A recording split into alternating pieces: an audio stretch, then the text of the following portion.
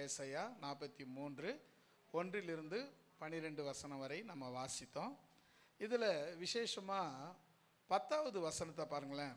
நானே அவர் என்று நீங்கள் உணர்ந்து என்னை அறிந்து விசுவாசிக்கும்படிக்கு நீங்களும் நான் தெரிந்து கொண்ட என் தாசனும் எனக்கு சாட்சிகளாய் இருக்கிறீர்கள். இப்போ நானே அவர் என்று, யாருங்க அவரு? நானே அவர் என்று, நான் தான்பா அவரு அப்படின்னு சொல்ற. அப்படி யார் அவர் நம்ம தெரிஞ்சு வச்சுக்கிறோமாம்மா? சொல்றாரு பாருங்களேன்.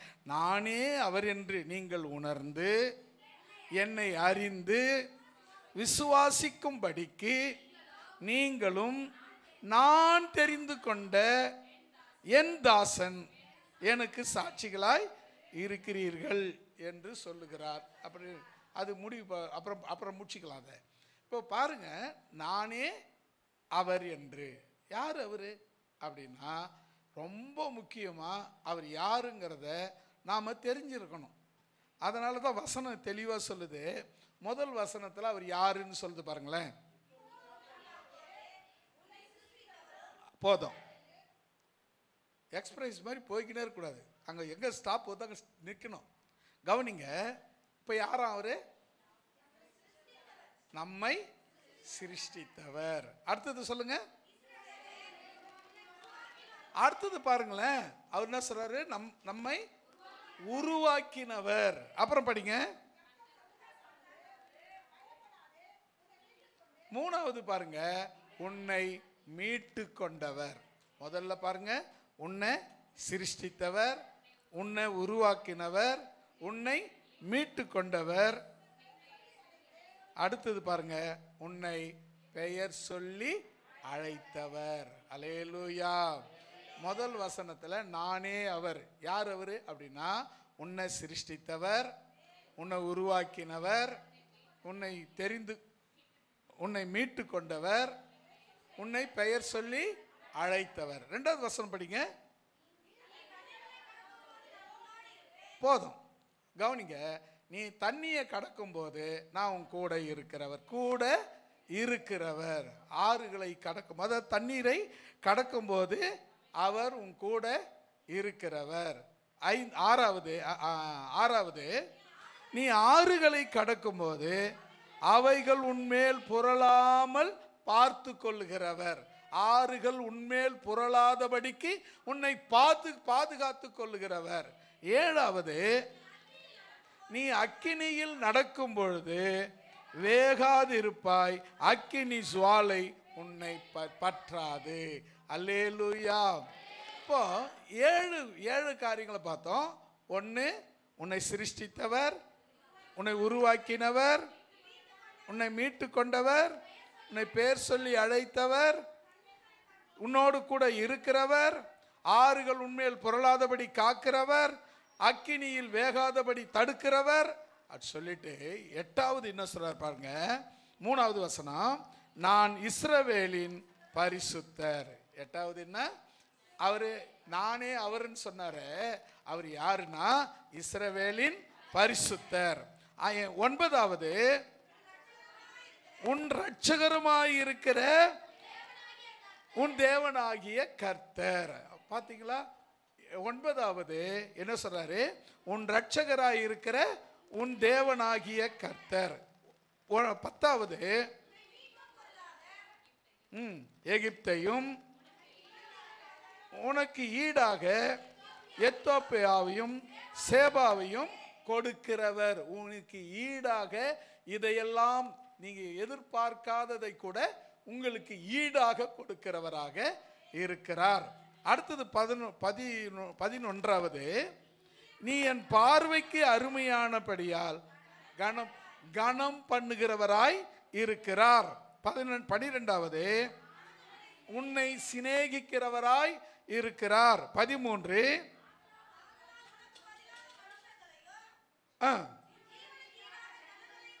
பாருங்க, ஜீவனுக்கு மனுஷர்களையும் ஜீவனையும் ஈடாக கொடுக்கிறவர். 13, ஜனங்களையும்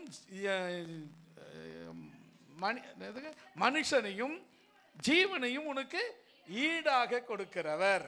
அடுத்தது, பயப்படாதே நான் உன்னோடு இருக்கிறேன். 14வது, பயப்படாதே நான் உன்னோடு கூட இருக்கிறேன். 15வது, நான் உன் சந்ததியை கிழக்கிலிருந்து வரப்பண்ணி உன்னை மேற்கிலிருந்து கூட்டி சேர்ப்பேன். உன்னை கூட்டி சேர்க்கிறவராக இருக்கிறேன். அல்லேலூயா சொல்லமா?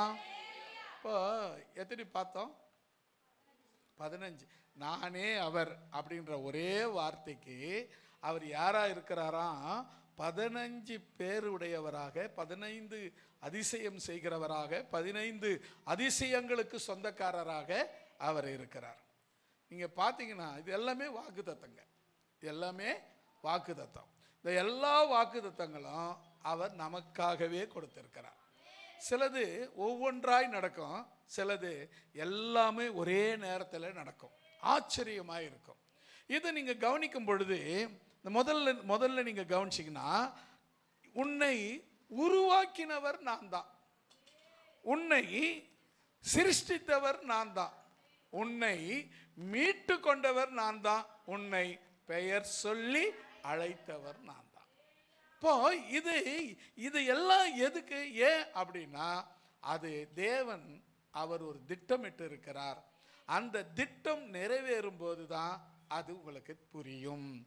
அது என்னங்க, ஏதோ ஏதாச்சுமா கிறிஸ்டின்ல வந்து உயர்ந்துட்டேன் அப்படின்னு நீ நினைச்சீங்கன்னா இது எதாச்சும் இல்லை. தேவனுடைய தீர்மானம், தேவனுடைய அழைப்பு, தேவன் தெரிந்து கொண்டது. எப்போ தெரியுமா?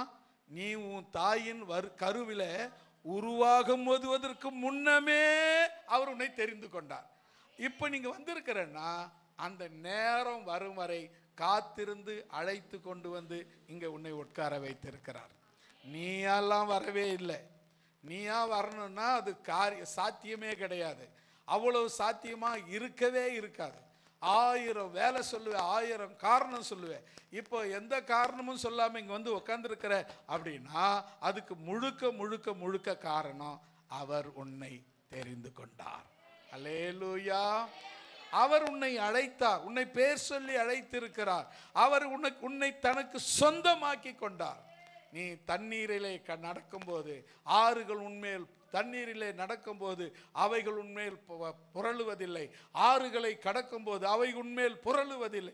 இப்படி அக்கினியிலே நடக்கும்போது நீ வேகாது இருப்பாய். இப்படி என்னென்ன அதிசயங்கள் இதெல்லாம் நடக்குமாங்க?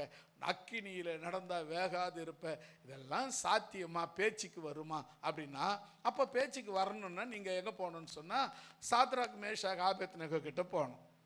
சாத்ராக் மேஷாக் ஆபேத்நேகோ ஆண்டவரை தவிர வேற யாரையும் ஆராதிக்க மாட்டேன், கும்பிட மாட்டேன்னு சொன்னவங்க. சாத்ராக் மேஷாக் ஆபேத்நேகோ தேவனை தவிர வேற யாரையும் கும்பிட மாட்டேன்னு சொன்னவங்க. அந்த ராஜா சொன்னா, அப்படின்னா என் கைக்கு உங்களை தப்பி வைக்கிறது யாரு? அவ்வளோதான் உங்கள் கதை முடிஞ்சதுன்னு சொன்னான். அப்போ அவர் சொன்னார், நாங்கள் ஆராதிக்கிற தேவன் எங்களை தப்புவிக்க வல்லவராக இருக்கிறார். அப்படியே ஒரு வேளை அவர் எங்களை தப்புவிக்காவிட்டாலும் நீ நிறுத்தின இந்த பொற்சலையை நாங்கள் ஆராதிப்பது இல்லை அப்படின்னா, உடனே என்ன பண்ணாங்க? சாப்பாடு வந்துச்சுன்னு நினைக்கிறேன். யாராவது ரிசீவ் பண்ணுங்களேன். போங்க சிஸ்டர், எல்லாரும் சேர்ந்து ஒரு அலையிலே சொல்லலாமா? மறுபடியும் ஏன்னா கவனம் வேற எங்கேயும் போயிடக்கூடாது, நம்ம இங்கே கவனமாக வந்துருங்க. இப்போ அந்த சாத்ராக் மேஷாக் ஆபேத்நேகோ என்ன பண்ணாங்க? சொன்ன உடனே ராஜா என்ன பண்ணா, ஏற்கனவே சூளை இருக்கிற சூட்டை விட 7 மடங்கு எக்ஸ்ட்ரா பண்ணுறான். 7 மடங்கு கூடுதலாக சூடு பண்ணுறான். சூடு பண்ண உடனே அது தூக்கின்னு போனான் பாருங்க, அவன் எரிஞ்சிட்டான். தூக்கி 3 பேரையும் ஒரே கட்டா ஒரே போர்வைக்குள்ள வச்சு ஒரே கூடா கட்டி தூக்கின்னு போறதுக்கு போறாங்க பெரிய பெரிய பலசாலிங்க. அவன் அந்த அனல் பட்டே சேர்த்து போயிட்டான். ஆனா உள்ள போய் விழுந்தாங்க பாருங்க, அவங்க எரியவே இல்லை. காரணம் என்ன தெரியுமா? அக்கினியில் நடந்தாலும் அது உன்னை பற்றுவதில்லை. கரங்களை உயர்த்தி சொல்லலாமா? நானே அவருங்க, நானே அவர் என்று. யாரு? அக்கினியில் நடுவிலே உன்னோடு கூட நடக்கிறவராகிய நானே அவர் என்று நீங்கள் அறிந்து கொள்ளும்படிக்கு. அல்லேலூயா. இப்போ நீங்கள் முக்கியமாக தெரிஞ்சுக்க வேண்டிய விஷயம் என்னன்னு சொன்னால், இந்த 10வது வசனத்தை நீங்கள் கவனமாக கவனிங்க.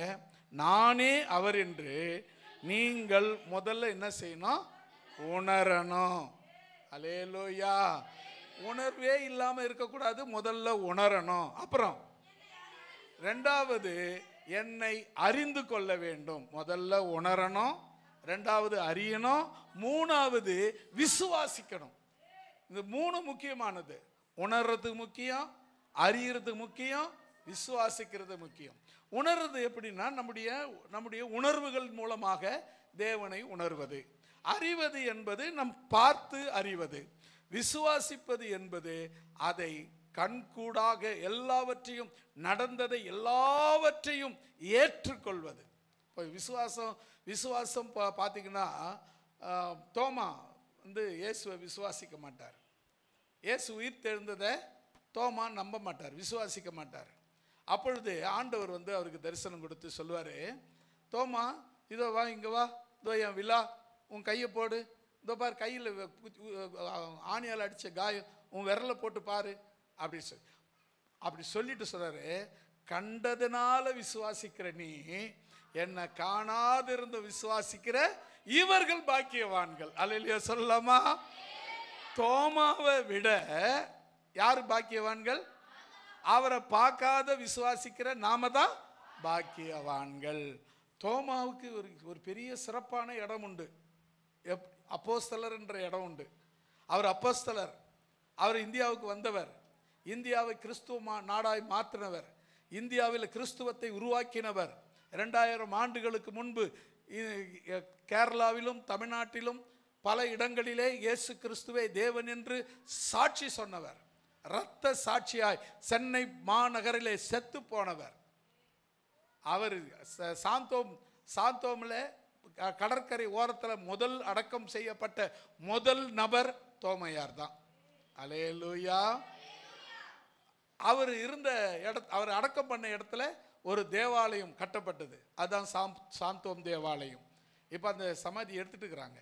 அவருடைய சரீர இது எடுத்துட்டு இருக்கிறாங்க. சரீர வச்சிருந்த பெட்டி எடுத்துட்டு இருக்கிறாங்க. இப்போ வேற மாதிரி பெட்டி மாதிரி அதை ஜோடிச்சு வச்சிருக்காங்க. ஏன் எடுத்தாங்க அப்படின்னா, அப்போஸ்தலர் எல்லாருடைய அந்த இது இடத்தையும், அந்த அந்த எலும்புகளையும் என்ன பண்ணணுமா, ஒரே இடத்துல வைக்கணும், ரோமில் வைக்கணும்னு சொல்லிட்டு ரோமுக்கு கொண்டு போயிருக்காங்க. வாடிகனில் இருக்க எல்லாருடைய கல்லறையும் வாடிகனில் இருக்கிறதாக சொல்லப்படுகிறது. யோசித்து பாருங்களேன், அப்படிப்பட்ட தோமையாரை விட நீங்கள் பாக்கியவான்கள். அல்லேலூயா. எப்படி, எதனால அப்படின்னா அந்த விசுவாசம். அல்லேலூயா. உணர்தல், அறிதல், விசுவாசித்தல், இது மூணும் நாம தோமாவை விட பெட்டராக மாற்றப்பட்டிருக்கிறோம். மறுபடியும் அதே வசனத்தை நம்ம திரும்ப வாசிங்க. நானே அவர் என்று நீங்கள் உணர்ந்து என்னை அறிந்து விசுவாசிக்கும்படிக்கு நீங்களும் நான் தெரிந்து கொண்ட என் தாசனும் எனக்கு சாட்சிகளாய் இருக்கிறீர்கள் என்று கர்த்தர் சொல்லுகிறார். எனக்கு முன் ஏற்பட்ட தேவன் இல்லை, எனக்கு பின் இருப்பதும் இல்லை. அல்லேலூயா சொல்லலாமா? அவருக்கு முன்ன யாரும் இருந்ததும் கிடையாது, அவருக்கு பின்னாலே யாரும் இருக்க போவதும் கிடையாது. வருவாங்க, நான் தான் தெய்வம்னு சொல்லுவாங்க, அப்புறம் இருக்கிற இடம் தெரியாம போயிடுவாங்க. அடுத்தது இன்னொரு வசனம் 11வது வசனத்தில் பாருங்களேன். நானே கர்த்தர், என்ன தவிர ரட்சகர் இல்லை. 12வது வசனம். நானே அறிவித்து ரட்சித்து விளங்க பண்ணினேன், உங்களில் இப்படி செய்யத்தக்க அந்நிய தேவன் இல்லை. அல்லேலூயா. நான் செய்தபடி செய்யக்கூடிய அந்நியத்திலே தேவன் இல்லை. நானே தேவன் என்பதற்கு நீங்கள் எனக்கு சாட்சிகள் என்று கர்த்தர் சொல்லுகிறார். அல்லேலூயா. நீங்க சாட்சி தானா? சாட்சியா நிப்பீங்களா? அதை தான் வேதம் சொல்லுகிறது, நீங்கள் சாட்சிகள். அல்லேலூயா. இன்னொரு வசனம் கூட வேதம் சொல்லுது பாருங்களேன். ஏசாயா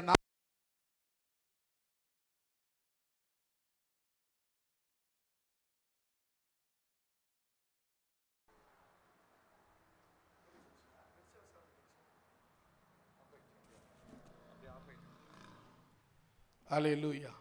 வெடிச்ச மாதிரி சவுண்ட் கேட்டுச்சுல? சரி, நம்ம கவனிக்கலாம். நம்ம தேவனுடைய வார்த்தைக்கு நேராக கடந்து போகலாம். இப்போ ஏசாயா 44ஆம் அதிகாரம் 6வது வசனமும் 8வது வசனமும் வாசிக்கும்.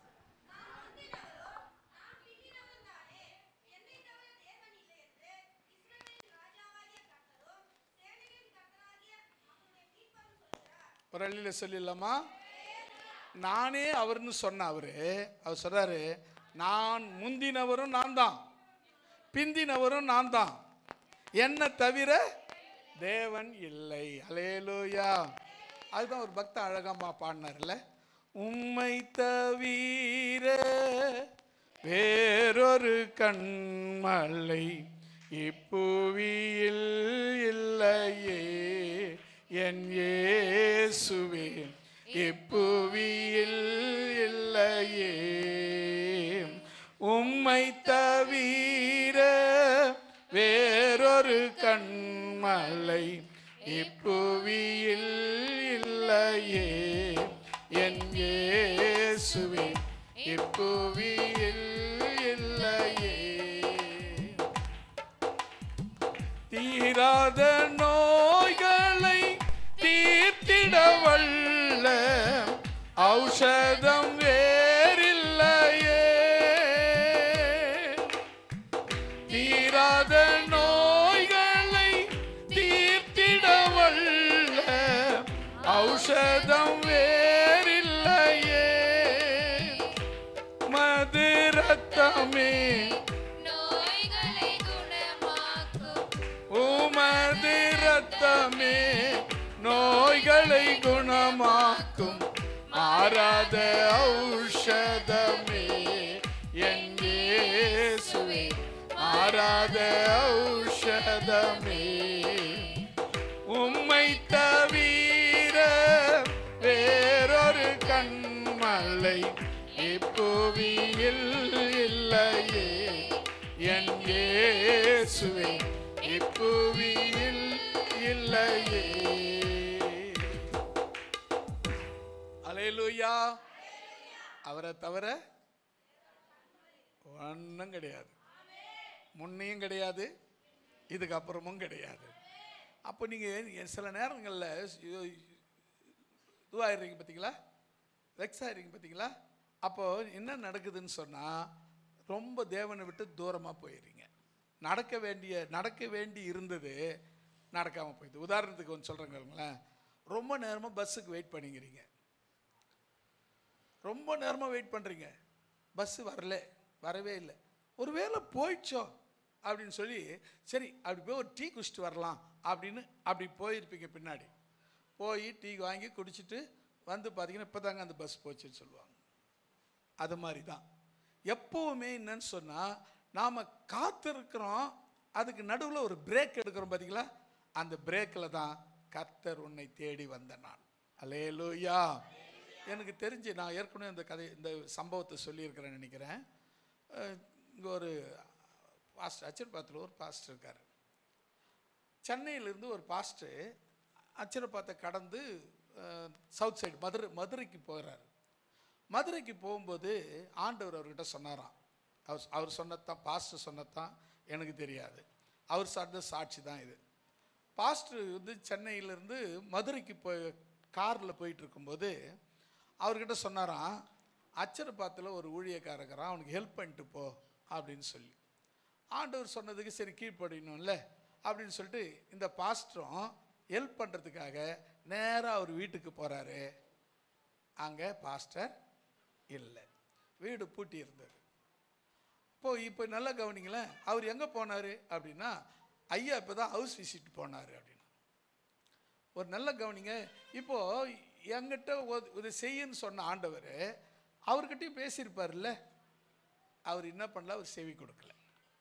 நாம் என்ன பண்ண, அந்த நேரத்தில் டீ குடிக்கிற போன மாதிரி அந்த கொஞ்ச நேரம் நம்ம வெயிட் பண்ணியிருந்தா நீ ஹவுஸ் விசிட் போய் உனக்கு கிடைக்க வேண்டிய காணிக்கையை விட இங்கு அதிகமாய் கிடைத்திருக்கோம். அதை நாம் இழந்து போகிறோம். அல்லேலூயா. இந்த டீ குடிக்கிற பிரேக் வந்துச்சு பார்த்தீங்களா, அங்கே தாங்க உனக்கு வந்த ஆசீர்வாதம் தடைப்பட்டது. 8வது வசனத்தை படிக்கல. நீங்கள் கலங்காமலும் பயப்படாமலும் இருங்கள். அக்காலம் முதற்கொண்டு நான் அதை உனக்கு விளங்க பண்ணினதும் முன் அறிவித்ததும் இல்லையோ? இதற்கு நீங்களே என் சாட்சிகள். என்னை தவிர தேவன் உண்டோ? வேற கண்மலையும் இல்லையே, ஒருவனையும் அறியேன். அல்லேலூயா சொல்லமா? சொல்லும் போது சொல்றாரு, எல்லா இடத்திலையும் அவரை தவிர அவரை தவிர அவரை தவிர அவர் மட்டும்தான். அல்லேலூயா. முன்னையும் அவர் தான், பின்னாலேயும் அவர் தான், ஆதியிலையும் அவர் தான், இந்த பிற்காலத்திலையும் அவர் தான். ஆனால் நாம் என்ன செய்கிறோம்னு சொன்னால், நடுவில் பிரேக் எடுத்துக்கிறோம். டீ பிரேக் எடுத்துக்கிற மாதிரி டீ பிரேக் எடுக்கும்போது தான் நமக்கு வர வேண்டிய நிறைய ஆசீர்வாதங்கள் தடைப்பட்டு போகிறது. அருமையான தேவனுடைய பிள்ளைகளே, இந்த டீ பிரேக் நேரத்தை நாம் இன்னும் கொஞ்ச நேரம் காத்திருந்தோமானா அந்த கிடைக்க வேண்டிய அந்த நன்மை நமக்கு உரிய நேரத்தில் வந்து கிடைத்திருக்கும். இன்னொரு வசனத்தை கூட நாம் வாசிக்கலாம். 45ஆம் அதிகாரம், ஏசாயா 45ஆம் அதிகாரம் 5வது வசனம், 6வது வசனம், 18வது வசனம், 21வது வசனம், 22வது வசனம். ஆளுக்கு ஒரு வசனம் எடுத்து வச்சுக்கின்னு டக் டக்குன்னு படிங்க. நானே கர்த்தர். ஒரு அள்ளிலே சொல்லிடலாமா? அல்லேலூயா. அடிக்கடி ஞாபகப்படுத்துறார். ஏன்னு தெரியல, நீங்க ஏன்னா மறந்துட்டீங்களா, இல்லை எங்கன்னா தொலைச்சிட்டீங்களான்னு தெரியல. அடிக்கடி இந்த வார்த்தையை சொல்லி ஞாபகப்படுத்த வேண்டியதாக இருக்கு. இந்த செய்தியை கவனிச்சிங்கன்னா, இதுக்கு நான் இன்னைக்கு பேசுறதுக்கு வேற செய்தி எடுத்து வச்சிருந்தேன். நைட்டு 11 மணிக்கு தூங்குற நேரத்தில் எழுப்பி இந்த வசனத்தை கொடுத்து செய்தி கொடுத்து, அப்புறம் எடுத்து வச்சுட்டு 12 மணிக்கு தான் படுத்தேன். இந்த வசனத்தை எடுத்து கொடுத்து படித்து என்னை படிக்க சொல்கிறார். அந்நேரத்தில் ஏன் படிக்க சொல்கிறாருன்னு எடுத்து படித்தா இதுதான் இன்றைக்கி செய்தின்றாரு. என்ன சொல்லுவீங்க? அப்போ ஏதோ தேவன் ஒரு திட்டம் இருக்கிறது. நான் எடுத்த செய்தி அப்படியே மூடி வச்சாச்சு. 8 நீங்கள் வந்து என் டேப்பை வாங்கி பார்த்தீங்கன்னா 8 தேதி போட்டு ஒரு செய்தி எடுத்துருக்குது. இது இன்றைக்கி ஒரு 8 தேதி மறுபடியும் போட்டு எடுத்திருக்கேன். 2 மாற்றவே இல்லை. ஒரு வேலை நீங்கள் பார்க்கணும்னு கேட்டிங்கன்னா அதை காட்டுறதுக்காக டேட்டை மாற்றாத அப்படியே வச்சுருக்கேன். ஏன் தெரியுமா? தேவன் சொல்லும்போது அதுக்கு நிச்சயமாக ஒரு நோக்கம் கட்டாயம் இருக்கும். எந்தோ ஒரு இடத்துல நாம் அவரை விட்டுட்டு வேற எங்கேயோ வேற எதோ கண்மலையோ தேட ஆரம்பிச்சிட்டோம். வேற எங்கன்னா ஒத்தாசை வரும்னு பார்க்குறோம். ஒன்று சொல்லட்டுமா? ஒத்தாசை அவர்கிட்ட மட்டும்தான் வரும். அவரால் மட்டும்தான் உனக்கு ஒத்தாசை கொடுக்க முடியும். இந்த உலகத்தில் யாராலையும் உனக்கு ஒன்றும் செய்ய முடியாது. யாராலையும் உன்னை வாழ வைக்க முடியாது. யாராலையும் உன்னை காப்பாற்ற முடியாது. யாராலையும் உனக்கு எந்த விதமான நன்மையும் செய்ய முடியாது. அவர் மட்டுமே நன்மை செய்கிறவராய் இருக்கிறார். நானே கர்த்தர், வேறு ஒருவர் இல்லை, என்னை தவிர தேவன் இல்லை. அல்லேலூயா. அப்படியே 5வது வசனம் வாங்க.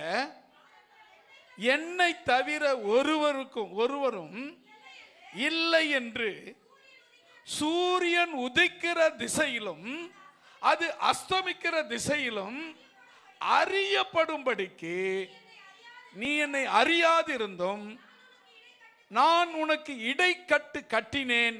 நானே கர்த்தர், வேறு ஒருவர் இல்லை. அல்லேலூயா சொல்லலாமா? நானே கர்த்தர், வேறு ஒருவர் இல்லை. வேற எங்கன்னா நீங்க உங்க மனசை அலைய விட்டு இருந்தீங்கன்னா தயவு செய்து இன்னைக்கே மாத்திக்குங்க. வேற எங்கேயும் உங்களுக்கு போக்கிடமில்லை. வேற எங்க இருந்தும் ஒத்தாசை வரவே வராது. 18வது வசனம். வானங்களை சிருஷ்டித்து பூமியையும் வெறுமையாக்கி சிருஷ்டியாமல்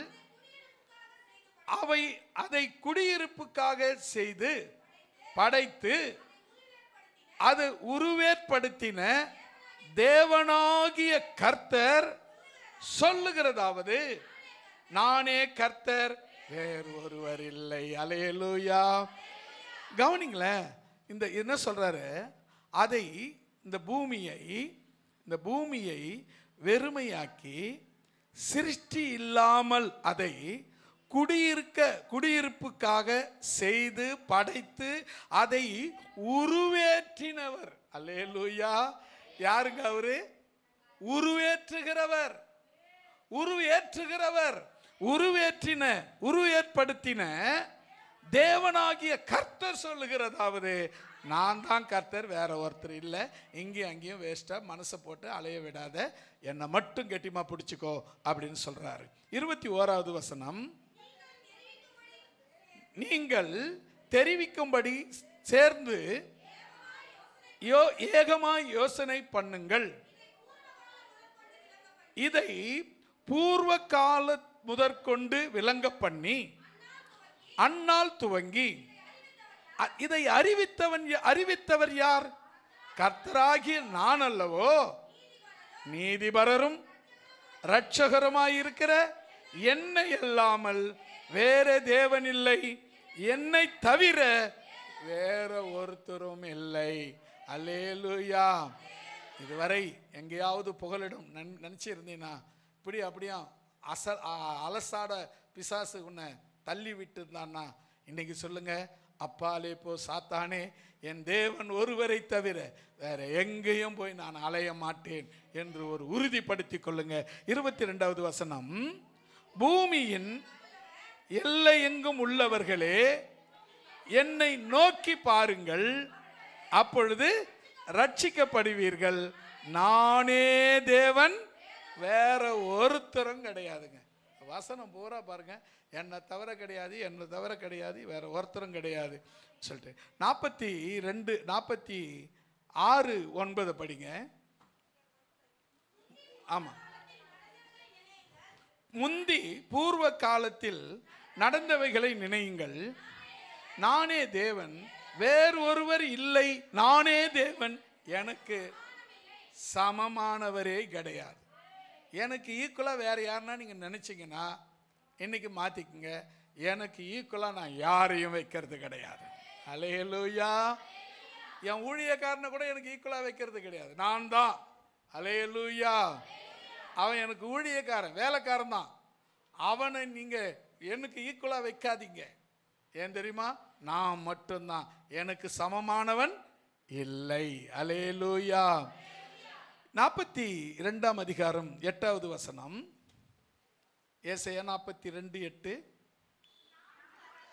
நான் கர்த்தர், இது என் நாமம், என் மகிமையை வேறு ஒருவனுக்கும் என் துதியை விக்கிரகங்களுக்கும் கொடேன். அல்லேலூயா. நான், ஆமா, இது என் பேரு, நான் கர்த்தர், இது என் பேரு, என் மகிமைய வேற யாருக்கும் கொடுக்க மாட்டேன். என் துதியை, எனக்கு வர துதிய விக்கிரகங்களுக்கு கொடுக்கவே மாட்டேன். அல்லேலூயா. ஒருவேளை கர்த்தருக்கு சேர வேண்டிய மகிமையை எங்கன்னா செலுத்திக்கிட்டு இருந்தீங்கன்னா இன்னைக்கு நீங்க மாத்திக்கிடணும். கர்த்தருக்கு செலுத்த வேண்டிய துதியை வேற எங்கன்னா செலுத்திக்கிட்டு இருந்தீங்கன்னா இன்னைக்கே மாத்திக்கணும். அவர் வேற யாருக்கும் தம் மகிமையை கொடுக்க மாட்டாரு. அவர் துதியை வேற விக்கிரகங்களுக்கு கொடுக்க வேண்டும். விக்கிரகம்னா உருவங்களுக்கு கொடுக்கவே மாட்டார். அல்லேலூயா. அப்போஸ்தலர் புஸ்தகத்தை படிக்கலாம், 4ஆம் அதிகாரம் 12வது வசனம்.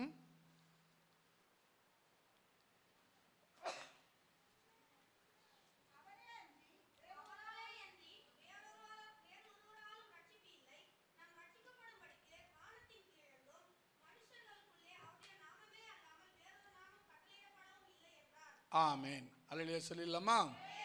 இப்போ பாருங்க, அவராலே அன்றி, அவர் தான். இதுக்கப்புறம் நீங்கள் வரலும் படிச்சிங்கல்ல இந்த வசனம் பூரா, இதில் நானே நானே நானே நானேன்னு சொல்லிட்டு பவுல் அப்போஸ்தலர் சொல்லும்போது சொல்கிறாரு, லூக்கா சொல்லும்போது சொல்கிறாரு, அப்போஸ்தலர் புஸ்தகத்தை எழுதினவர் லூக்கா சொல்லும்போது சொல்கிறாரு, அவராலே அன்றி.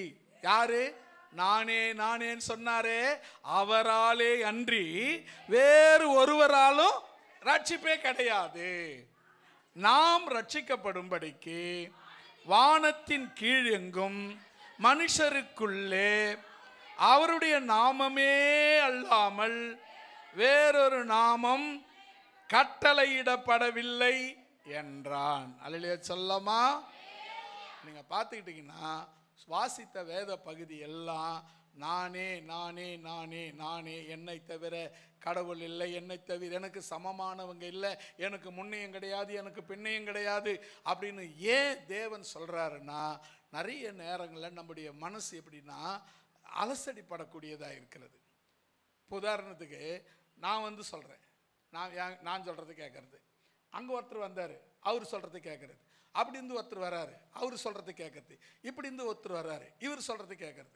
கடைசியில் என்னங்கடா இது எல்லாரும் ஒரே குழப்பமாக இருக்குதே இப்படின்னு இந்த குழம்புகிற மனநிலை உள்ளவர்களுக்கு இந்த வார்த்தை. யார் எப்படி எந்த பக்கத்து வந்து சொன்னாலும் நான் தான் அவர், நானே அவர் என்று நீங்கள் என்ன செய்யணும்? அறிந்து உணர்ந்து அறிந்து விசுவாசித்து எனக்கு சாட்சியாய் நிற்க வேண்டும். அல்லேலூயா. நானே அவர் என்று உணர்ந்து அறிந்து விசுவாசித்து எனக்கு நீங்க சாட்சிகளாக நிற்க வேண்டும். இதுதான் முக்கியம். இப்போ நீங்கள் முக்கியமாக இன்றைக்கி நிறைய பேர் நம்ம நிறைய இடத்துல நாம் தோல்விக்கு காரணம் என்ன அப்படின்னா இதுதான் காரணம். நாம் தோல்வி அடைகிற இடத்த நின்று பாருங்களேன். ஏன் நம்ம தோல்வி அடைஞ்சோம்? ஏன் எனக்கு இந்த தோல்வி வந்துச்சு? ஏன் எனக்கு இந்த லாஸ் வந்துச்சு? ஏன் இந்த கஷ்டம் எனக்கு வந்துச்சு அப்படின்னு சொன்னால், தேவன் இருக்க வேண்டிய இடத்துல வேற யாரோ வந்திருப்பாங்க. அதனால் அவங்களால உங்களை காப்பாற்ற முடியல, ரட்சிக்க முடியல, பாதுகாக்க முடியல. தேவன் இருக்கிற இடத்த வேற யாருக்கும் கொடுக்கக்கூடாது. அல்லேலூயா. அது அவருடைய இடம், அது அவருக்கு மட்டும்தான் சொந்தம். அல்லேலூயா. ஒரு சில வசனங்களை நாம் தொடர்ந்து வாசித்து நேரம் இருக்கிற வரையும் வாசிக்கலாம். நான் கடைசியில் எப்படியா சொல்லிடலான்னு நினைக்கிறேன். அப்படிலாம் கிடையாது. இருக்கிற டைம் இருக்கிற வரையிலும் சில வசனங்களை நான் உங்களுக்கு வாசிக்கிறேன், உங்களுக்கு சொல்கிறேன். யோவான் புஸ்தகம் 4ஆம் அதிகாரம் 25, 26 வசனங்களை நாம் வாசிக்கலாம். யோவான் 4ஆம் அதிகாரம் 25, 26.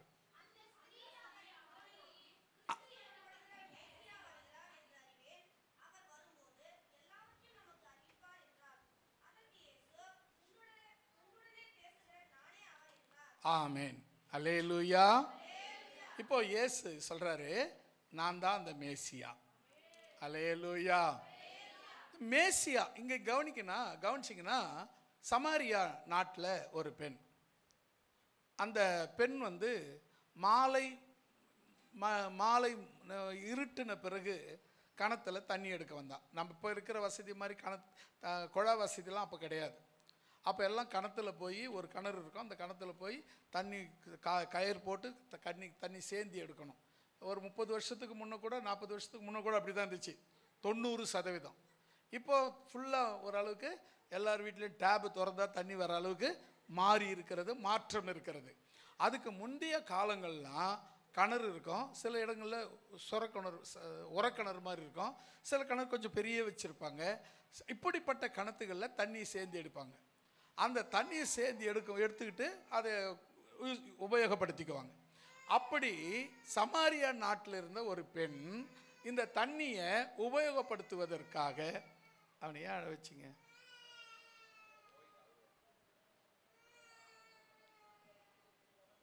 இது என்ன ராகம்பா?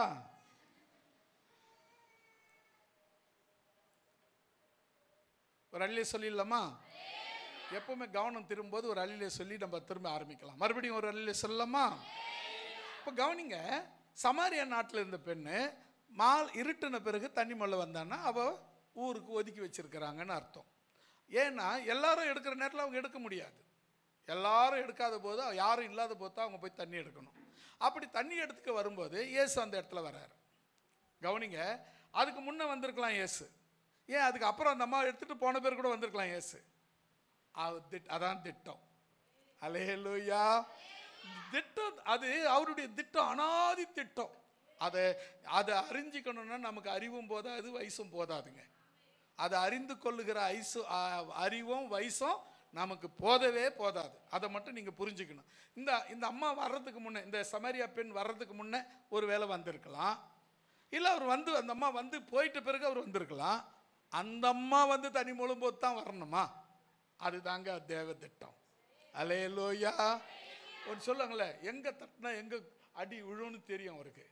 அவர் என்ன பண்ணார், வந்தார், அந்த பொண்ணு தண்ணி மொண்டுங்கிறத பார்த்தாரு. எனக்கு தாகத்துக்கு கொடுமா, தண்ணி கொடுமான்னு கேட்டார். அவங்க என்ன சொல்கிறாங்க, சமாரியாவும் யூதர்களும் சம்பந்தம் கலக்காதவங்க, அதனால் நாங்கள் உங்களுக்கு தண்ணி அதாவது யூதர்கள்னா ஒஸ்தியாவும் சமாரியர்னா மட்டமாகவும் அவங்க அந்த காலத்தில் பகுத்து வச்சுருந்தாங்க. அதனால் நீங்கள் யூதராக இருக்கிறீங்க, நாங்கள் சமாரியராக இருக்கிறோம், நாங்கள் உங்ககிட்ட தண்ணி கொடுக்கக்கூடாது, நம்ம நம்ம ரெண்டு ஊருக்கு சம்பந்தம் இருந்தால் தண்ணி கொடுக்கலாம், இல்லைன்னா கொடுக்கக்கூடாது அப்படி சொன்னான். அப்போ அவர் சொல்கிறாரு, நீ கொடுக்குற தண்ணி தாகம் மறுபடியும் வரும், நான் கொடுக்குற தண்ணி உனக்கு தாகம் வராதுன்னு. உங்கள்கிட்ட பாத்திரமும் இல்லை, மொழ்றதுக்கு வசதியும் இல்லை அப்படின்னு சொன்ன உடனே, நான் கொடுக்குற தண்ணி அது ஜீவ காலமெல்லாம் உனக்குள்ளே ஊருன்னு சொன்ன உடனே, அப்போ சொன்ன உடனே அவள் சரண்டர் ஆகி, அப்போனா அந்த தண்ணி எனக்கு கொடு ஆண்டவரே, இது மாதிரி நான் இங்கே இந்த அசிங்கப்பட்டு இந்த நேரம் பார்த்து தண்ணி எடுக்கிறது எவ்வளோ தாக இருந்தாலும் நான் உடனே எடுத்துக்கொள்ள முடியாது, பொறுத்து இருந்து நேரம் கழித்து இந்த நேரம் பொறுத்து தான் வரணும், அப்படிப்பட்டது தண்ணீரை எனக்கு கொடுங்கன்னு சொன்ன உடனே அவர் பாருங்க எப்படி அந்த உரையாடலை கவனிச்சிங்கன்னா தெரியும். நீ போய் உன் புருஷனை அழைச்சிக்கிட்டு வா. உரையாடல் எப்படி ஆரம்பிக்குது பாருங்க, எப்படி அது கண்டினியூ ஆகுது பாருங்க. சொன்னார், எனக்கு புருஷன் இல்லை. உடனே சொன்ன அவர் உடனே பதில் கம்பலுக்கு வேண்டியது தானே, நீ சொன்னது உண்மைதான், ஏற்கனவே 4 பேர் இருந்தான், அவனும் உன் புருஷன் கிடையாது, இப்போ ஒருத்தன் கூட இருக்கிறான், அவனும் உனக்கு புருஷன் கிடையாது அப்படின்னு சொன்னார். உடனே அந்த அம்மா குடத்தை வச்சுட்டு ஊருக்குள்ள ஓடி, நான் செய்ததெல்லாம் ஒருத்தர் சொன்னாரு, அவரை பாருங்க, அவர் மெசியா தானா? அல்லேலூயா. நான் செய்ததெல்லாம் ஒருத்தர் சொல்றாரு, அவரை பாருங்க, அவர் மெசியா தானா? அல்லேலூயா. என்ன அருமைங்க. ஊரே திரண்டுச்சுங்க, சமாரியா நாடே திரண்டுச்சுங்க. அந்த ஒரு பொம்பளை பேச்சை கேட்டு நாடே, சமாரியா பட்டணமே இயேசுக்கு பின்னாடி நினைச்சுங்க. அதுதாங்க அவர் திட்டம். அல்லேலூயா. அந்த சமாரிய பெண்ணை கொண்டு தான் அவங்கள ரட்சிக்கணும்னு ஒரு திட்டம் வச்சாரு. அந்த திட்டத்தை சரியான நேரத்தில் அவர் நகர்த்தினாரு. அவர் யார் தெரியுமா? அவர் தாங்க மெசியா. அல்லேலூயா. அவர் தான் மேசியா. அல்லேலூயா. மேசியா என்றால் அபிஷேகிக்கப்பட்டவர் என்று பொருள், தேவனால் அனுப்பப்பட்டவர் என்று பொருள், தேவனால் அபிஷேகம் பண்ணப்பட்டவர் என்று பொருள். அப்படிப்பட்டவர் தான் இந்த மேசியா. இங்க அவரு யாருன்னு சொல்றாரு, தன்னை யாருன்னு காட்டுறாரு? மேசியாவாக, தேவனால் அபிஷேகம் பண்ணப்பட்டவராக, தேவனால் தீர்மானிக்கப்பட்டவராக, தேவனால் அனுப்பப்பட்டவராக தன்னை ஊர்ஜிதப்படுத்துகிறார். அல்லேலூயா. 20வது வசனத்தில் நம்ம படிச்சோம், இயேசு உன்னுடனே பேசுகிறவர் நானே அவர் என்றார். அடுத்த வசனம், இன்னொரு வசனம் படிக்கலாம். யோவான் 8ஆம் அதிகாரம் 24, 25, 26 ஆகிய வசனங்களை நம்ம வாசிக்கலாம்.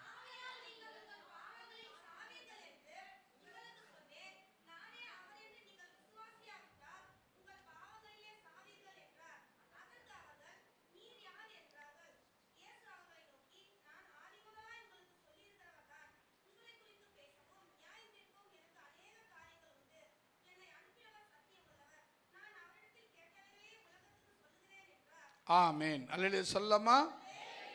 இப்போ இங்க அவர் யாருன்னு சொல்றாரு? புரியல.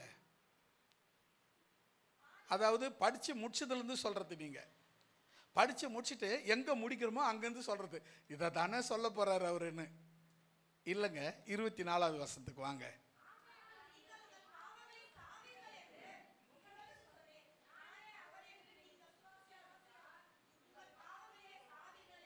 அதாவது உங்க பாவங்களை நிவர்த்தி செய்கிறவர் அவர்.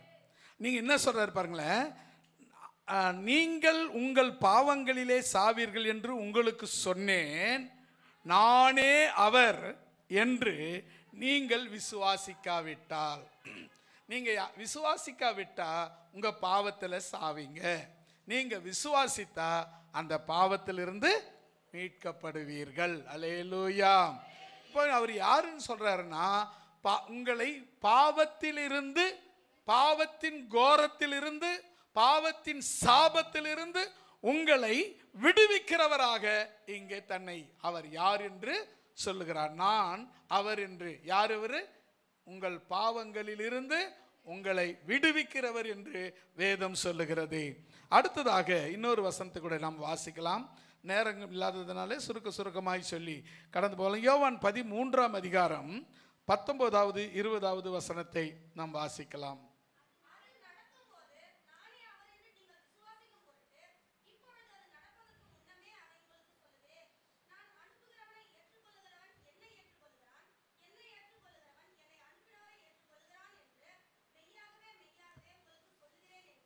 இப்ப சொல்லுங்க, இந்த வசனத்துக்கு என்ன விளக்கம் சொல்லலாம்? குழப்பமா கேட்குறீங்க. இது மாதிரி கேள்வியெல்லாம் எங்களை கேட்கக்கூடாது அப்படின்றீங்களா? சரி, நானே சொல்லிடுவா. நான் அனுப்பினவரை அப்படின்னா இயேசு அனுப்பினவரை ஏற்றுக்கொள்கிறவன் இயேசுவை ஏற்றுக்கொள்கிறான். இயேசுவை ஏற்றுக்கொள்கிறவன் பிதாவை ஏற்றுக்கொள்கிறான்.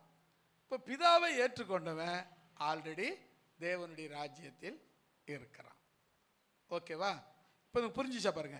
நான் அனுப்பினவரை ஏற்றுக்கொள்கிறவன் என்னை ஏற்றுக்கொள்கிறான். இப்போ இயேசு சொல்றாரு, நான் அனுப்பினவனை ஏற்றுக்கொள்கிறவன் என்னை ஏற்றுக்கொள்கிறான். இப்போ அவர் அனுப்பினவனை ஏற்றுக்கொண்டவங்க இயேசு ஏற்றுக்கொண்டாங்களா?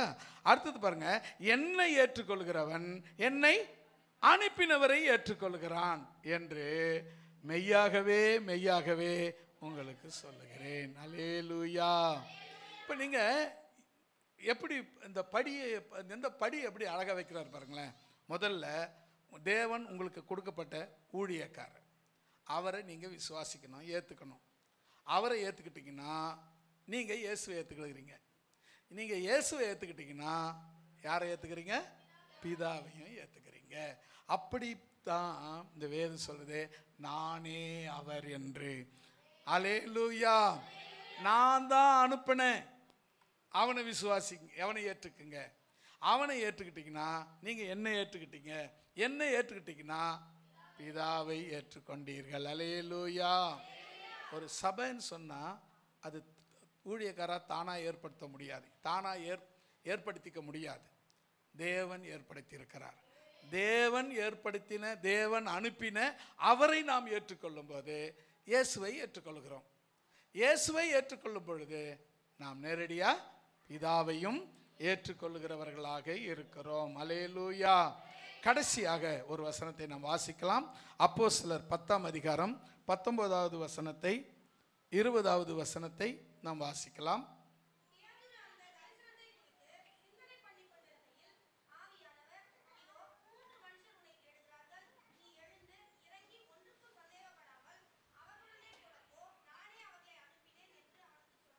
ஒரு அள்ளிலே சொல்லலாமா? இங்கேயும் ஒரு பயங்கரமான தேவன் ட்விஸ்ட் வச்சிருக்காரு. செம்ம த்ரில்லான ஆண்டவர் நம்ம ஆண்டவர். நீங்கள் அதை பைபிள் அதிகமாக படிச்சிங்கன்னா, புரிஞ்சு படிச்சிங்கன்னா, பைபிள் கதை புக்கு மாதிரி படிக்கக்கூடாது. ஒரு வசனம் படித்தாலும் அது உங்கள் மனசுக்கு புரிகிற மாதிரி படிக்கணும். நீங்கள் நைட்டு இந்த செய்தியை வசனத்தை கொடுத்து இந்த செய்தியை எடுன்னு சொன்னார். நான் எடுத்து வச்சுட்டு தான் படுத்தேன். அப்போது அந்த வசனங்கள்லாம் டக்கு டக்கு டக்குன்னு எங்கெங்கே இருக்குதுன்னு அவர் தானே ஞாபகத்தில் கொண்டு வர்றாரு. அவர் தானே அந்த ஞாபகத்தை கொடுக்குறாரு. அப்போ அந்த எல்லா காரணமும் ஒன்றா சேரும்போது இந்த தோரணையும் அது கூட கொடுக்குறாரு பாருங்களேன். இதெல்லாம் அவர் கொடுக்காம நாம்பளா தோரணை இப்போ கட்டுறது அப்படி கட்டாக வைக்கிறதெல்லாம் வைக்க முடியாது. ஏன்னா பேச்சை ஒன்றா கட்டுப்படுத்தி அடுக்கு பேசலாம், அடுக்கு மொழியில் பேசலாம். ஆனால் வசனத்தை அடுக்க முடியாது. அது அவரால் மட்டும்தான் அடுக்க முடியும். அல்லேலூயா. இப்போ நீங்கள் கவனிக்க வேண்டிய விஷயம் என்னன்னு சொன்னால், இந்த இடத்துல அவர் ஒரு ட்விஸ்ட் ஃபஸ்ட் கிளாஸாக வச்சுருக்கார். முதல்ல பாருங்கள், கொர்நேலியு அவன் ஒரு 100க்கு அதிபதி. அவன் ரோமனுடைய போர் தளபதி. அதாவது 100 பேருக்கு அவன் தளபதி, 100 பேருக்கு ஒரு தலைவன். தளபதி. அவன் வந்து கொஞ்சம் பக்தி உள்ளவன். அவன் இஸ்ரவேலின் தேவனை நம்பி விசுவாசித்து ஏற்றுக்கொண்டு ஆராதிக்க ஆரம்பிச்சிட்டான். உபவாசம் ஆரம்பிச்சிட்டான், தான தர்மம் செய்ய ஆரம்பிச்சிட்டான். என்னென்ன விசுவாசிங்க என்னென்ன பண்ணுவாங்களோ அத்தனையும் அவன் பண்ண ஆரம்பிச்சிட்டான். நீங்கள் பண்ணுறதா விசுவாசிங்க பண்ணுறதா? நீங்கள் தானே விசுவாசி. நீங்கள் அப்படி தான் பண்ணுறீங்களா? உபவாசம் பண்ணுறீங்க, தான தர்மம் பண்ணுறீங்க, ஜெபிக்கிறீங்க, ஆண்டவரோட தேவதூதனோடு பேசுகிறீங்க அப்படின்னா அது நீங்கள் தான், இல்லைன்னா அது நீங்கள் கிடையாது. சரியா? சரி, அடுத்தது நம்ம போகலாம். அவன் ஜெபம் பண்ணுறான். திடீர்னு ஒரு சத்தம் வந்துச்சு. உன்னோட கூட பேசுகிற தேவதூதன் வந்து பேசுகிறாரு. எப்பா, நீ செய்த தான தர்மங்கள்லாம் தேவ சமூகத்தில் வந்து எட்டினது. அதனால் நீ என்ன பண்ணு, இங்கேருந்து இந்த கடற்கரை ஓரத்தில் யோப்பா பட்டணம்னு ஒரு பட்டணங்குது, அங்கே பேதுருன்னு ஒருத்தன் இருக்கிறான். அவனை போய் கூப்பிட்டுன்னு வந்து அவனை வந்து கூப்பிட்டுன்னு வாங்க, நீங்கள் இன்னும் மேற்கொண்டு செய்யணுன்றத அவன் உங்களுக்கு சொல்லுவான் அப்படின்னு சொன்னார். அட்ரஸ் கொடுத்து, வீட்டு அட்ரஸ் கொடுத்து சொல்லிட்டாரு. அவர் போயிட்டாரு. இப்போ இவன் என்ன பண்ண பாருங்களேன், இவன் தாங்கிட்ட பணிவிட செய்கிற போர் வீரரில் பக்தி உள்ளவனை ஒருத்தனை தெரிஞ்சுக்கிட்டு, அவன் கூட இன்னும் தன்னுடைய சொந்தத்திலேருந்து ஒரு சிலரை தெரிஞ்சுக்கிட்டு, அவங்கள போனால் பக்தி குறைவா, மரியாதை குறைவா, பக்தி குறைவா எதுவும் செய்திடக்கூடாதுன்னுட்டு அவன் என்ன பண்ணுறான், போய் அனுப்புகிறான். அவன் போய் என்ன பண்ணுறான், போய் நிற்கிறான். போய் நிற்கிறதுக்கு முன்னே அவருக்கு ட்ரங்கால் போயிடுச்சு. பரிசுத்த ஆவியானவர் அவருக்கு ட்ரங்கால் கொடுத்துட்டார். 3 பேரை அனுப்பியிருக்கிறேன்பா, அவனை நான் தான் அனுப்பினேன். அவங்க வந்து கூப்பிடுவாங்க, என்ன ஏதெல்லாம் கேட்டுன்னு இருக்காத, புறப்பட்டு போன்னு சொன்னார். நடந்துச்சா? அப்படியே நடந்துச்சா? புறப்பட்டு போனானா? போய் அங்கே போனால் கொர்நேலியு மட்டும் கிடையாது, அவங்க உறவினர்கள், அந்த 100 போர் வீரர்கள், இப்படி ஒரு பெரிய கூட்டமே கூடி இருக்கிறாங்க. கூடி இருக்கும் பொழுது பேதுரு போன உடனே கொர்நேலியு காலில் விழுந்தான். இப்படி செய்யக்கூடாது, நானும் உன்னை போல ஒரு சாதாரண மனுஷன்தான், காலில் விழாத, நாம் ஆண்டவருடைய காலில் விழுவோம் அப்படின்னு சொல்லி, அதுக்கப்புறம் என்ன விஷயம், என்னை ஏன் கூப்பிட்டீங்கன்னு கேட்டால் விஷயத்தை சொல்லி முடித்த பிறகு, அப்புறம் அவன் இயேசுவை பற்றி சொல்ல ஆரம்பித்த பிறகு பரிசுத்த ஆவியானவர் இறங்கி வந்தார். பரிசுத்த ஆவியானவர் அங்கே இருந்து கூடி வந்த ஒவ்வொருவர் மேலையும் அபிஷேகத்தை ஊற்றினார். அல்லேலூயா! எல்லாரும் ஆவியில நிறைஞ்சி அந்நிய பாஷை பேச ஆரம்பிச்சாங்க. அப்போ அவன் சொல்றான், பேதுரு சொல்றான், தேவனுடைய அபிஷேகத்தை பெற்ற நீங்க தண்ணீரை விளக்கலாமா அப்படின்னு சொல்லி அங்கேயே அவங்க எல்லாருக்கும் ஞானஸ்தானம் கொடுத்தான். அவங்க எல்லாரும் விசுவாசிகளாக சேர்க்கப்பட்டார்கள். அல்லேலூயா! இது தேவனுடைய திட்டம். நான் தாங்க அவரு. அல்லேலூயா! அவர் சொல்றதுக்கு நியாயம் இருக்கா? நான் தான் அவரு, வேற ஒருத்தரும் இதில் சம்பந்தப்படுத்த முடியாது. எனக்கு வர்ற மகிமையை யாருக்கும் கொடுக்க மாட்டேன். எனக்கு கிடைக்கிற துதியை விக்கிரகங்களுக்கு கொடுக்கவே மாட்டேன் அப்படின்னு சொன்னது 100க்கு 100 சரியானதே. அல்லேலூயா! ஜெபிக்கலாமா?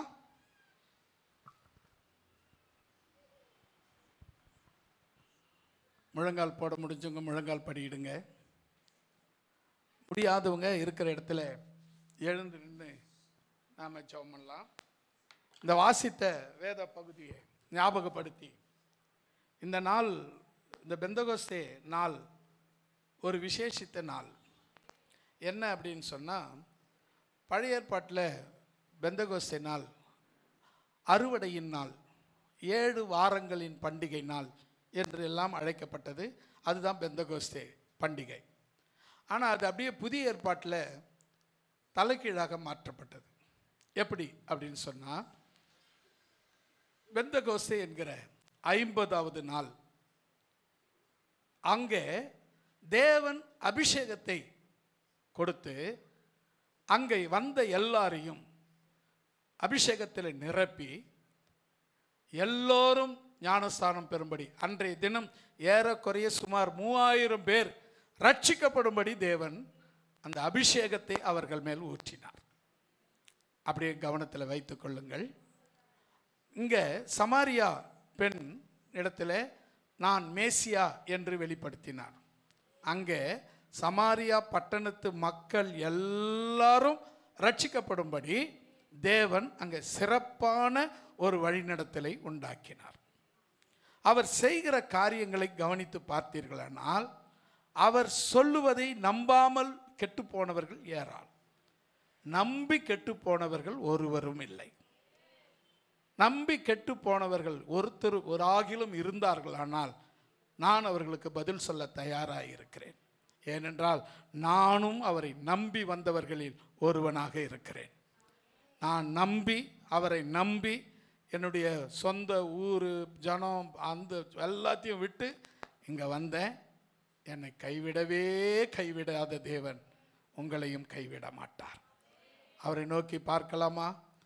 அந்த கொர்நேலியு வீட்டில் இறங்கின அந்த அபிஷேகம் இன்றைக்கு உங்கள் மத்தியில் இறங்கும்படியாக தேவன் கொர்நேலியுவை ஆசீர்வதித்த அந்த ஆசீர்வாதம் இன்று உங்கள் மேல் வரும்படியாக, அன்று கொர்நேலியு வீட்டிற்கு தேவதூதன் அனுப்பப்பட்டு அங்கே சொல்லப்பட்ட வார்த்தைகளை கேட்ட பொழுது, பேதுரு பேசின வார்த்தைகளை கேட்ட பொழுது பரிசுத்த ஆவியானவர் வந்து இறங்கி ஒவ்வொருவரும் அந்நிய பாஷையிலே பேசும்படியாக தேவன் அனுகிரகம் செய்தது போல இன்றைக்கும் இந்த பெந்தகோஸ்தே நாளிலும் தேவன் அனுகிரகம் செய்யும்படியாக, அவருடைய வல்லமை இறங்கும்படியாக, அவருடைய அக்கினி இறங்கும்படியாக, அவருடைய அபிஷேகம் இறங்கும்படியாக, அவருடைய மகிமை இறங்கும்படியாக, நானே அவர் என்று புரிந்து கொள்ளபடியாக, அவருடைய நாமத்தை மகிமைப்படுத்தும்படியாக, என்னுடைய மகிமையை வேறு ஒருவருக்கு நான் கொடுக்க மாட்டேன் என்று சொன்னவர் இங்கே நம் நடுவிலே வந்திருக்கிறபடியால் என்னுடைய துதியை அந்நிய தேவர்களுக்கு, அந்நிய விக்கிரகங்களுக்கு நான் கொடுக்க மாட்டேன் என்று சொன்னவர் நம் நடுவிலே அசைவாடி கொண்டிருக்கிறபடியால் ரீதா ரமாலிதா ரஷமரிதா ரீபா ரமந்தர ஷகரனா ரிபலா. கொர்நேலியு வீட்டில் பேதுரு பேச தொடங்கின பொழுது, கொர்நேலியு வீட்டில் பேதுரு வந்த பொழுது, கொர்நேலியு வீட்டில் பேதுரு பேச தொடங்கின பொழுது பரிசுத்த ஆவியானவர் அனல் கொண்டு எழும்பி கூடியிருந்த ஒவ்வொருவர் மேலும், ரட்சிக்கப்படாத ஞானஸ்தானம் எடுக்காத கூடியிருந்த அத்தனை பேர் மேலையும் பரிசுத்த ஆவியானவர் இறங்கினார். அக்கினி மயமாய் இறங்கினார். அந்நிய பாஷை அடையாளத்தை கொடுத்தார். அவர் வல்லமை இறங்கி வந்தது. அவருடைய பரிபூரணம் இறங்கி வந்தது. அவருடைய மகிமை இறங்கி வந்தது. இன்றைக்கு அருமை சகோதரனே, அருமை சகோதரியே, கர்த்தருடைய ஆவி உன்னை தொடும்படி விட்டுக்கொடு. கர்த்தருடைய ஆவி உன்னில் வந்து அசைவாடட்டும். கர்த்தருடைய வல்லமை உனக்குள்ளே வந்து அசைவாடட்டும். கர்த்தருடைய ஆவி எங்கேயோ அங்கே விடுதலை உண்டு. கர்த்தருடைய ஆவி இருக்கிற இடத்துல விடுதலை உண்டு. கர்த்தருடைய ஆவி இருக்கிற இடத்துல சுகம் உண்டு.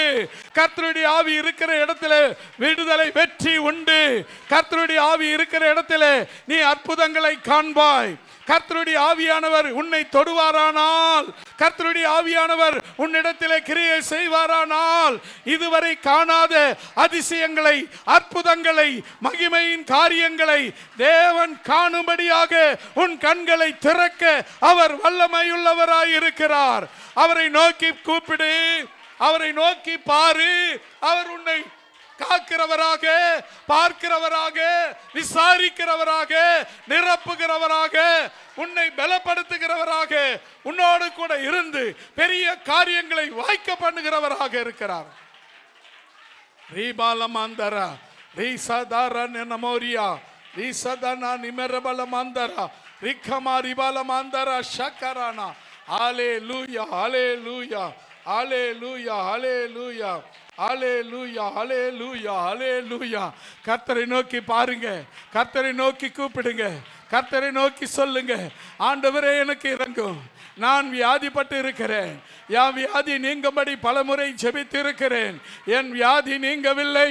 இயேசுவே, இயேசுவே, என் வியாதி நீங்கும்படி எனக்கு அருள் செய்வீராக. ஆண்டவரே, எனக்கு ஒரு பயம் இருக்கிறது, அந்த பயம் நீங்கும்படி பலமுறை நான் ஜெபித்திருக்கிறேன். அந்த பயம் என்னை விட்டு நீங்கவில்லை.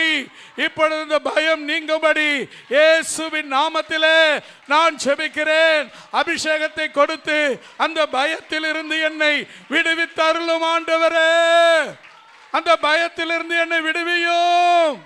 ரிபாலமாந்தர ஷக்கரலான் ரிபாலமாந்தர ஷபலதரனானா ரிபாலதீரன் ரிபார ஷக்கரபா.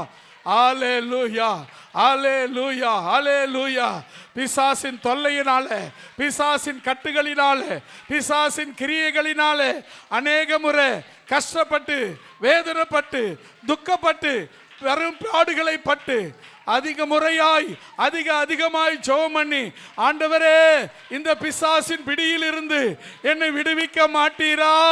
நான் ஆண்டவரே சொல்லவும் முடியாம மெல்லவும் முடியாம தவிக்கிறேனே, எனக்கு உதவி செய்யும் ஆண்டவரே, எனக்கு உதவி செய்யும் இயேசுவே, எனக்கு உதவி செய்யும் கர்த்தாவே. கேளுங்க, கேளுங்க. ஆண்டவர் உனக்கு உதவி செய்ய வல்லவர். ஆண்டவர் உன்னை விடுவிக்க வல்லவர். ஆண்டவர் உன்னை குணமாக்க வல்லவர். ஆண்டவர் உன்னை பாதுகாக்க வல்லவர். ஆண்டவர் உன்னை பலப்படுத்த வல்லவர். ஆண்டவர் உனக்கு சகாயம் பண்ண வல்லவர்.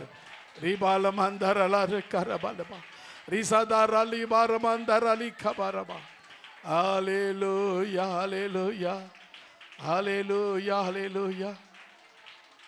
அசைவாடும் ஆவியே,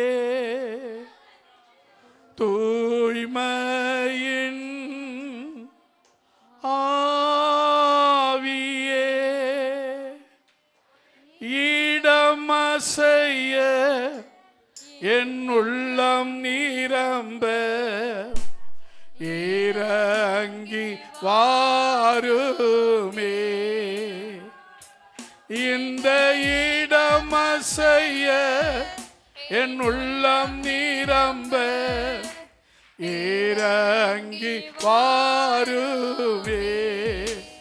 அசைவாடும் ஆவியே, தூய்மையின் ஆவியே, இடமசைய என் உள்ளம் நிரம்ப இறங்கி வாருமே.